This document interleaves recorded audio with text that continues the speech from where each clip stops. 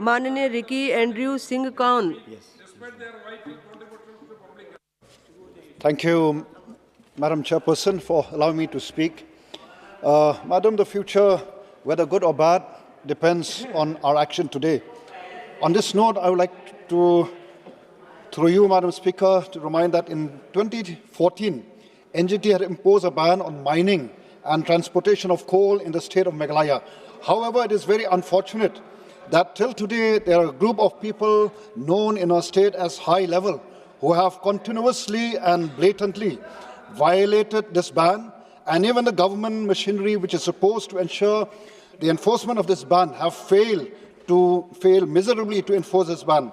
And the leading newspaper of Meghalaya, Shillong Times, dated 26/3/2025, reported that more than 1.92 lakh metric tons of illegal coal have been detected